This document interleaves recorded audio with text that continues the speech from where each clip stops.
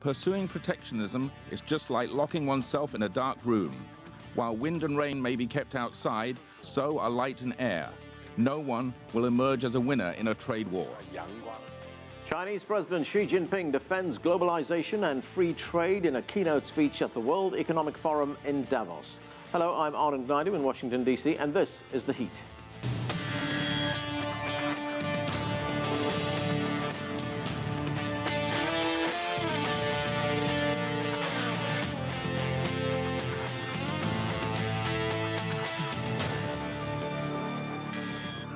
Chinese President Xi Jinping never mentioned Donald Trump by name, but some of his message at the World Economic Forum appeared to be directed at the U.S. president-elect. Trump, who will be sworn in as the 45th president of the United States on Friday, campaigned on protectionism and has raised questions about his administration's commitment to climate change and free trade. In his speech, the Chinese leader stressed how China's development provides an opportunity for the world. 中国经济快速增长 China's rapid growth has been a sustained, powerful engine for global economic stability and expansion. The interconnected development of China and a large number of other countries has made the world economy more balanced. China's remarkable achievement in poverty reduction has contributed to more inclusive global growth, and China's continuous progress in reform and opening up has lent much momentum to an open world economy. For more on China-U.S. relations, we turn now to our distinguished panel. With us here in Washington, D.C. is Yukon Huang. He's a senior fellow with the Asia program at the Carnegie Endowment for International Peace. Haipei Shue is the president of the National Council of Chinese Americans. From Beijing, we're joined by my colleague, CGTN Correspondent Nathan King, and Lester Munson served as staff director for the Republican chairman of the Senate Foreign Relations Committee and is currently a vice president with the BGR Group, a strategic consulting firm. Thanks to all of you for joining us. Let's start with our correspondent, Nathan King in Beijing. And Nathan, you know, we've been hearing a lot of criticism of China, of China's policies from Donald Trump. Now we're beginning to see a bit of pushback from the Chinese. We heard that in that speech that President Xi made in Davos at the World Economic Forum. What is the sentiment there in Beijing to what Donald Trump has been saying? Well, I mean, it depends who you speak to, but the leadership and also people on the streets are still adopting a sort of wait-and-see attitude. He's not president yet, just a few days away, but there is a firmness about certain utterances from the president-elect, especially when it comes to the issue of Taiwan. That is non-negotiable. Everyone says it, from the Global Times to the leadership and people on the streets as well. It's a wait-and-see because they know they can measure basically what the Trump administration are going to do. They were very encouraged by Rex Tillerson, the to-be Secretary of State's announcement in his confirmation hearings that there was not any plan to change the one China policy. They were less happy about his muddled response on South China Sea and some sort of U.S. plan to perhaps block access. That's going to need to be checked out as well. But there's a whole list of things that the Chinese government can see reactions to in the early days. The deployment of the terminal high altitude defense system in the ROK. How many missiles will be put there? Will it be enough just to contain the DPRK, or will it be more offensive in its capability? What will they do in the South China Sea in terms of the so-called freedom of navigation operations? What will be Washington's reaction to Taipei once President Trump is in office? So all these are very early barometers that can see where the Trump administration are going, and that's when you'll probably see the Chinese response. Right, certainly a wide range of issues that are going to be addressed between these two countries. Haipei Shue, let me turn to you. If we look at that speech that President Xi made at the World Economic Forum, he appeared to address two audiences there. One was the worldwide audience, the other was the U.S. audience. To the U.S. audience, he said, look, if you want a trade war, nobody's going to win in this. We're going to both be losers in this. And to the world at large, he seemed to be making the point that globalization is here to stay. It's worked. It's pulled China, millions of Chinese, out of poverty. We've seen phenomenal Chinese growth over the last few decades. Part of that, globalization is responsible for.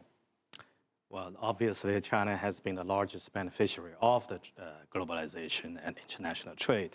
So China is speaking from their own benefits and experience. But I think it's extremely smart for the President Xi to go there in kind of a bold step, which he does not usually take, especially in international relation area. That, and like it or not, for some reasons, overnight, China now speak on the same page with the elite of the West. And that kind of marriage is extremely interesting to watch. In a sense, did President Xi do that because of these comments that came from Donald Trump? Well, I think it comes from the realization that it is a great opening for China to assert it deeper into this discussion and ongoing trend in the West, and to assert it as the actually now become a moral standard barrier of whatever is politically correct, which has been the case with the elite in the West and the establishment. And nobody's speaking for them now. China will speak up for them. Right. Yukon Huang, all this talk about protectionism, about a trade war, when we listen to the comments that Trump has made, is that election rhetoric? Will it be possibly tempered after he becomes president? I think there's a strong protectionist sentiment in the United States. So I think that he will probably probe a bit and follow through on some of these threats. Most analysts, however, feel, of course, that a protectionist sentiments, a trade war is counterproductive for both sides. The interesting question is, how strong are these sentiments? And why are they so dominant in the U.S., but less so in Europe, where President Xi's made the speech? The interesting thing is that the U.S. has a huge trade deficit with China. It has a huge deficit in trade with the world. Europe is quite different. Europe actually has a huge trade surplus with the world, larger than America's. And some European countries are generating deficits with China, but some generate surpluses, like Germany. So the feeling in terms of protectionism, views about China, are quite more complicated in Europe as opposed to the United States. So I think this is the background against why tensions are so much greater here than they are in Europe. And then the question is, what should you do about it? And trade is a very complicated matter. It's very hard to explain this to a popular masses. Some analysts, for example, have pointed out that there's actually no connection between America's trade deficits and China's enormous trade surpluses. Because America's deficits surfaced around 1999, okay? China's surpluses didn't even emerge until 2004 or 5. So how could China be responsible for America's deficits when China's surpluses didn't even happen until 5 years later?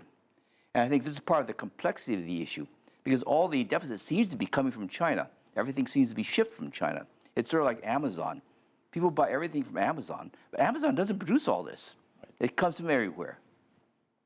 Lester, we heard tough words there from President Xi at the World Economic Forum. Of course, it's very early days for the Trump team. The transition team is just getting its act together right now. They're still trying to formulate policy. But how do you think they would hear things like that coming from China? I don't think they're too worried about that rhetoric. In fact, I suspect that President-elect Trump and his advisors think that China is kind of buying into world elites high, and that you're only going to see the value of Davos and these things probably go down in the future. They're believers in their populist message. There's some reason to think that that message resonates in other countries. Frankly, I actually see parallels between some of the things Trump has said and some of the things that have been said in China recently. I don't think this is a U.S.-only phenomenon. I think it's happening in a lot of countries, and I think while it makes for a great soundbite and it's fascinating to see Xi Jinping in Davos saying these things, I think at the end of the day, it's not. I don't know that it matters as much as we might be making it out to be. I think it's telling that President-elect Trump, even before he's become president, has so dominated the debate over these issues that people are reacting to him already before he's taken office. Now, as you say, Lester, I mean, these make for good sound bites, but getting to the nuts and bolts, will we see tariffs, I mean, taxes being put on tariffs? Will we see jobs coming back to the United States, for instance? I think that's exactly the question Donald Trump wants us to ask. And you've seen, already, before he's taken office, he's claiming credit for bringing jobs back to the United States by talking about the threat of basically tariffs. Right. So he's already winning this discussion. So I think it remains to be seen, and it's a great question, and of course we'll all be following this going forward.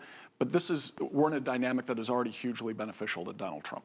Okay, let's get back to Nathan. I'm just quick to follow up. You being on the Hill for many years, what Donald Trump has been saying from day one campaign, and one of the issues is the currency issue with China, right? And he said that repeatedly, that on day one, I will announce China is a manipulator of the currency. But last time I checked, this is still a country ruled by the law, and how can you on the day one say, without going through the bureaucracy, say, I'm going to announce just today, despite of the huge currency volatility in the last year in China, and say you're a currency manipulator. Well, you're right there. Much of what Donald Trump says actually is rhetoric. It has to go through Congress, much of this. I mean, there's no guarantee that's an administrative stuff. It's not through Congress. That's right, but he will define the terms of the debate by when he says these things, and he will force Congress. He will force the hand of Congress on a lot of these issues. Now, frankly, I don't think on all of them. Congress is much less protectionist, particularly the Republican Party. Than the president-elect is. So it will be the real tension in Washington is not going to be between the Republicans and the Democrats. It's going to be between Trump and the congressional Republicans. And it's going to be on issues like this. Absolutely. Okay, let's get Nathan in. Nathan, let's look at some of these specifics here. In that speech in Davos, President Xi stressed China's open door policy. Let's watch. China's development will continue to offer opportunities to business communities in other countries.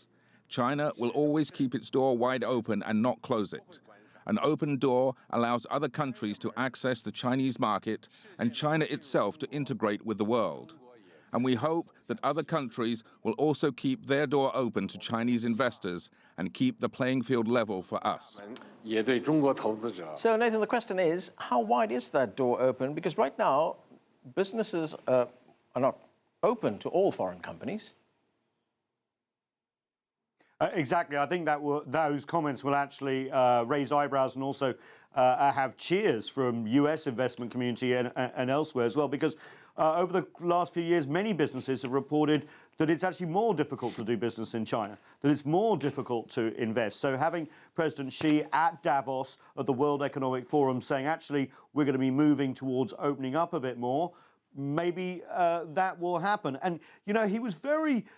he also basically put some figures on things and said, China will be importing $8 trillion worth of goods over the next few years, that will be investing $750 billion around the world, really stressing how much capital is going to be flowing out and also goods into China. And I think what was slightly lost on some of the interpretations was his warning about the downside of globalization. For example, trying to reframe the debate about not China taking jobs away from the US, but automation changing industries, for example, in the car industry in the US, but also here in China, and dealing with the effects of that. So in a way, trying to say, look, it's not China that's taking jobs, it's the way in which all manufacturing in the world is moving, and we all are in it together. So, I think there's going to be a lot of analysis of the speech, a lot of hope that that China will open up a little bit more, maybe some movement on the bilateral investment treaty